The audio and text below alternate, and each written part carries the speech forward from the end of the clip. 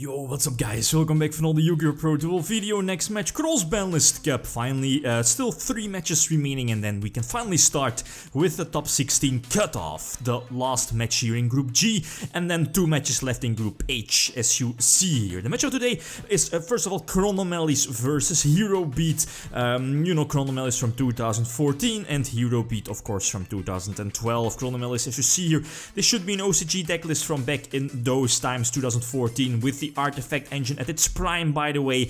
Only 2 maxis as a hand trap, but you know, back in those times regular trap cards were still good.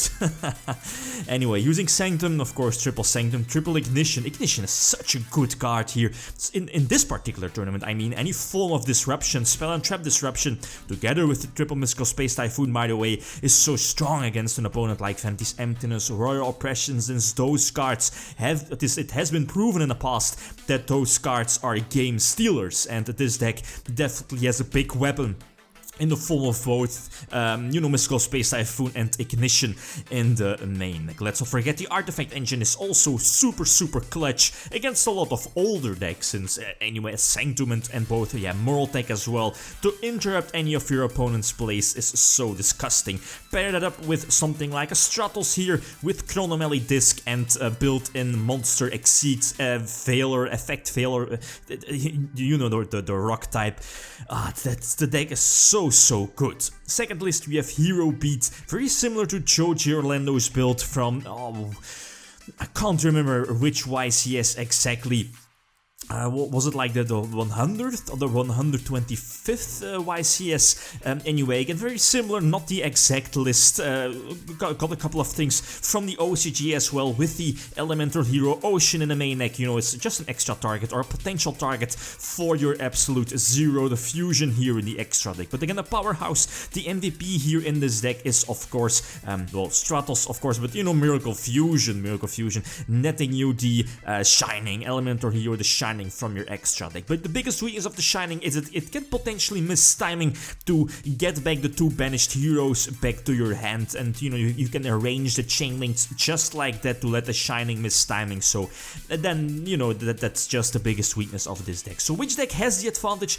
I think power creep is definitely something that needs to be taken into account here. The fact that Chronomaly has like a Stratos, multiple Stratos here in the main deck, the Artifact Engine, a lot of traps, same for Bottomless Trap Hole, which is, you know, a very good answer against like a Shining summon, Shining not triggering when it's banished. Well, you know, first destroyed and then banished. So I think, and I agree with the people here, is Chronomaly definitely should have the advantage over heroes. Okay, let's see the first duel. Okay, game number 1.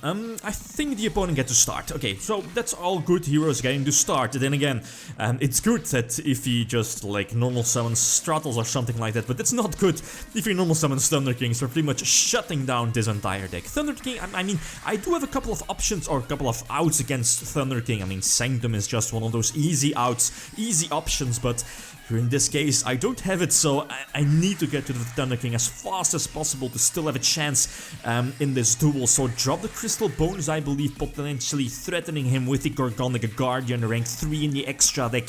And eventually, I think, yep, indeed, tributed the Thunder King. I mean, the Thunder King already paid off, right? A couple of minuses with the Crystal Skull as well. And here, it took me by surprise. Very unfortunate that both my sets aren't any traps to protect myself from, well, getting like destroyed or getting some damage in. And yeah, Double Typhoon is not going to help against, what is it called, Blade Armor and the Miracle Fusion. I mean, that particular play right there was one of the key plays, one of the most, at least the best plays heroes from the old school days, like going for your Exceed, either Blade Armor or Excalibur, detach, and then use your Miracle Fusion to go for, you know, the Shining or whatever, right? And then potentially threaten your opponent by going for a game. First, going to the battle phase, since, I mean, I think I was, yeah, indeed, I was able to go for Pleiades, but you know, Pleiades cannot activate in the same turn. I think when I use Jet's effect, when I use the Chronomaly Disc effect from the grave, that is. So I thought, well, go for damage first. If he does use Prison, that's all fine. Anyway, I still have Disc in defense position if it survives, right? So potentially going for more exceeds next turn. But again, I wasn't really threatened by the potential dimensional prison on his part. He did have it, he did use it, so that's all good. Just less outs for potential boss monsters during the next turns. He already reveals a Miracle Fusion here, but I think that's all good. I do have Torrential Tribute and Call of the Haunted and Mystical Space Typhoon in hand, so I can potentially let the Shining miss timing, you know, with chain links of Torrential Tribute and something like Mystical Space Typhoon, but because I drew the compulsory here, I'm just going for Gear Gigant and get the Surge again, just go pretty much into like a grind game, since if you can compare both decks, Chronomalys definitely have the advantage if it's going into like a grind game with, you know, Disc, etc, etc. And yeah, again, the compulsory just send back the Shining to his extra deck, just bypass its effect. The Stratos will be banished pretty much forever unless he has another Shining ready to be played, right? But still, having Pleiades on the field, I guess it's okay. But you know, the hero deck does play tons of outs to get rid of it. But still, here, he does have 2 sets, but it was proven in the previous turns that both sets weren't really that threatening as in mass destruction.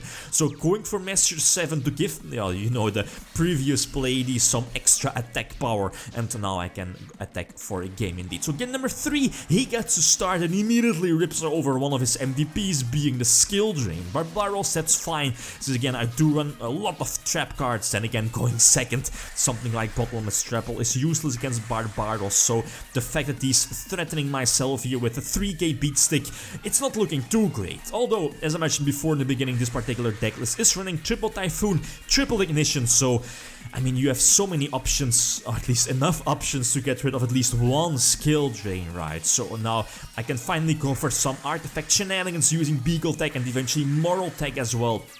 Again, threatening him next turn with something like Pleiades, drawing into Heavy Storm, but you know, his particular deck list is using, I believe, 2 Starlight Roads, so I think going for Omega first, man, it has been ages ever since I last summoned Constellar Omega. You know, Omega has the effect that you can detach a card and then all phase up Constellar monsters at that point will be unaffected by spells and traps. So if you have Master 7 or Pleiades next to your Omega, that's super good against any spell or, you know, mainly back row heavy deck, which of course Heroes is. So both the combination of Pleiades and Omega seal the deal, and I think a well-deserved win here for Chronomaly. So Chronomalys will get the 2 extra points and are pretty sure to move on to the next round, right? Both with PK Fire, that is. So both matchups are already known. Chronomalys, as you see here on the right, will take on Monarchs, extra deck Monarchs. That's going to be interesting, especially with the Gargonic Guardian in the extra deck, right?